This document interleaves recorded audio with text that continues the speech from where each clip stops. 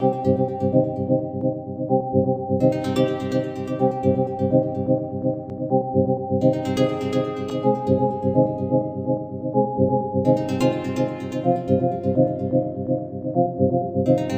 essence of it to me is this.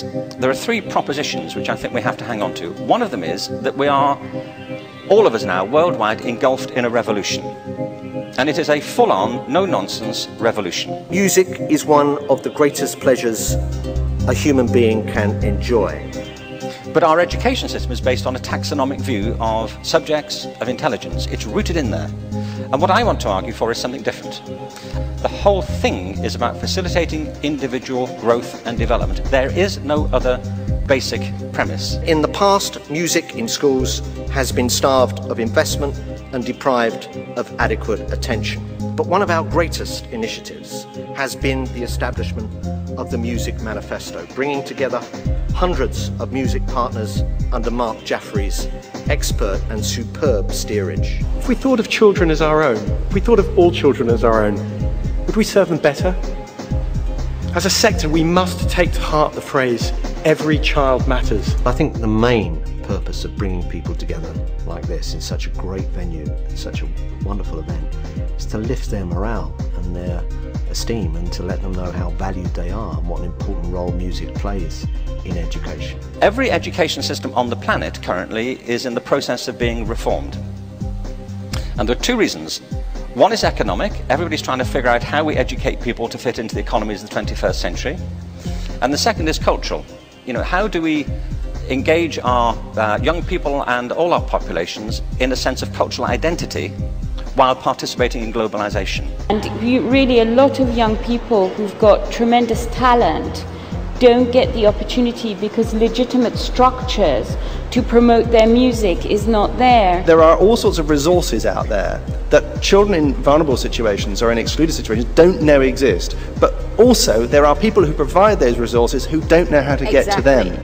These stories are how we know as parents that children have a musical spark, that all children are musical by nature. What we also know as educators is that nature needs nurturing. That's why it's so important that we continue to work together to ensure Great Britain continues to produce great music. It's part of citizenship. It's part of, it's as much of our culture as Shakespeare, or indeed as physics should be. It's about the curriculum, which is about leadership. It's about pedagogy, which is about training. It's about assessment, which is about rigor. And it's about partnerships, which is about coordination. We have a dynamic and creative generation of children and young people hungry to learn and passionate about music, driving a vibrant, living musical culture. So we must learn to respect what they bring to what we already have.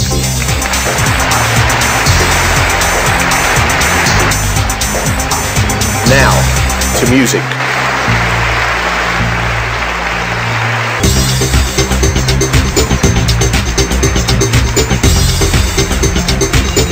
Recognizing that learning is what happens through a personal act of commitment is really what everybody is concerned with education should recognize. Nothing happens except that it happens within the mind of a living thing, a living person. Opportunity. I think that there's been far too much of this word elitist. I'm the least elitist classical musician you could find. We wanted to understand more clearly and carefully how to take the views and opinions of young people into account. It's important to me, and it's also important in my job, because in my job I want to use music to really broaden everybody's education. Baseline. It's essential. Go back to the humility and the connectedness that sound can give all of us. The attraction to music for me was that it was so much more immediate than the other art forms that I was exposed to. It was, you know, in terms of seeing the reactions of an audience, there's an immediacy to it. The thing about my family and what my family does, the thing about traditional music in its character is that it's all to do with continuity. It seemed natural to be a part of that. You don't have to be based in the classroom to teach. You can be a local musician, part of a community group, or even a successful pop star. There's no loss here. It's a no-lose situation. More young people should be encouraged to sing. In response to the report's clarion call for Britain to become a singing nation, I'm delighted to announce a major national singing campaign backed by £10 million, bringing our total spending on music in schools next year to £95 million. I'm delighted that Howard Goodall, newly minted TV star and composer of the themes to so many popular programmes such as Blackadder, etc., has agreed to lead and direct this campaign, acting as our singing ambassador. I think that singing is important because it's, for most children, if not all children, the first access to music. And I know that there are occasionally worries that if we all concentrate on singing, instrumental tuition or learning instrument will get somehow left behind. But in fact, it works really the opposite way around. If you introduce children to music through singing at a very early age, and a very, very young child can start singing before they could master any musical instrument, they are more likely to move through music and into the rest of their life. And as Robert says, you know, when you are 3, 4, 5, 6, you can learn things really quickly and really easily, and music comes naturally to very young children, so one should start as young as possible and with skills that they already have. They already can sing. No one has to teach them how to sing. They can help them get it better, and they can help them sing more and learn songs, but actually children know how to sing. You don't have to explain that to anybody. And so I think it's really important as a first access to music. And just by way of, I suppose, a little bit of explanation about what we've been doing in the vocal strategy is that for the last year or so, 18 months, we've been doing a kind of audit of what is going on out there. Who does music projects? Who does singing? Where is it good? Where is it not good? When does it work? Why does it work? How does it work? And that hard work, which has taken place with consultation with hundreds of practitioners in this area, has yielded us with, actually it's pretty obvious, it's pretty clear now what needs to be done. And there are places where there's excellent work going on. The pedagogy is excellent, the methods are excellent, the results are spectacular in all these schools. And what we now have to do is replicate that in as many places as possible and to make the good practice spread to other places. I know it's not just fashion, it's actually true that before a certain age, children are likely to sing. And there's one other thing I want to say about this, which is that learning a song has various components. It has words to learn, it has notes to learn, it has rhythms to learn, and sometimes it has kinetic movements to learn. And children learn these different aptitudes at different speeds depending on the child. And so it's sometimes people get the words really quickly and the rhythm really quickly, and it takes them longer to get to the point where they have also got the notes and the pitching. There are other children who get the pitching straight away and are rubbish at the words. I'm one of them because I never remember the words to any song. Now, because those children learn at different speeds, what has happened in the past is a child who was learning the notes and the pitching last in that 4, they said to them, you can't sing it, you're not getting it in pitch, and they lost their confidence at a crucial moment. It's also true to say that if you give them the confidence and they start to learn it, if you haven't got them by about 8 or 9 or 10 years old, it will then be very difficult, and there will be children who can never then find the pitch again. I'm talking about very early on, get in early and get them singing, and give them the time and the confidence to reach the pitch. And on the whole, they do. What we need to do is to have much more opportunity so that those children who do want to go on and be in a youth band or a choir or whatever can do it. But those who don't at least have had some exposure and some choice. And we need to resurrect education around the idea that children are entitled to have their ways of thinking developed and their best forms of intelligence promoted. And what's your occupation or job? Sorry, I've been beatboxing, not really. Second, we have to strengthen links between different groups in the provision of music education. When the commercial, cultural and creative sectors come together in support of education, it can create an enormously potent cocktail. These partnerships can't be forced, but government can act as a catalyst for change. And I've asked Mark to look at how we might achieve this, building on the recommendation in the Music Manifesto about the necessity to form music hubs. The skill of education is to mould your teaching to the ways in which people learn, and that you try to cultivate their particular individual strengths and uniqueness. Now, the reason it doesn't happen is because the current system was predicated on the idea of conformity. And for the future, we need to develop 3 things in children. One is creative thinking, their capacity for new ideas, which are of value. Secondly, capability. They need to recognize their strengths, which are unique to them. And thirdly, confidence.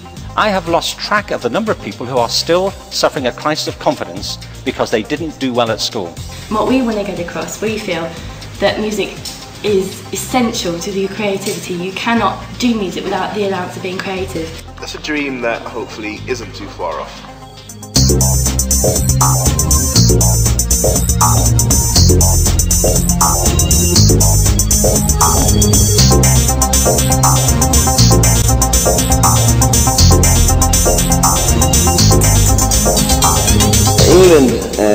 England, this part of the world has facilities, and they have all these things in archives. But I listen to English boys' choirs and girl choirs and the churches and all that. The British people can really sing. They sing wonderfully, but they don't do it enough. I don't know whether it's conservatism or what, but I think that the English people or the people of the United Kingdom don't sing and dance and participate in their heritage enough. And if they did that, there probably would be less rain and more sunshine. Education is not a mechanical process.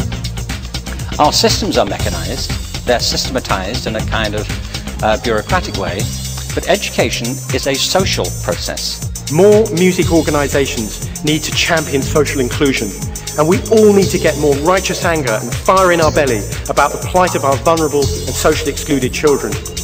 All children will need the life skills that music can bring. And in that sense, the better metaphor is ecology. Nobody can make anybody else learn anything. You can't make them. Any more than if you're a gardener, you make flowers grow. You don't make the flowers grow. You don't sit there and stick the petals on, and put the leaves on and paint it.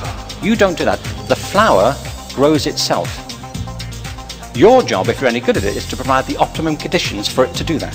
Part of the problem in teacher training may be the potential for overlap in provision, with different bodies said to be too often performing a similar role. To explore this further, we'll host a seminar to develop a clear picture of who is responsible for what. I think the Music Manifesto and all the things we've been talking about are important as part of a bigger revolutionary shift in education. And it's happening. I think history is on our side. Things are moving this direction. We should help our politicians, we should help the bureaucracies, but we shouldn't depend on them.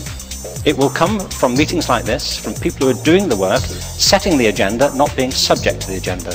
That's why this shift is happening in the first place.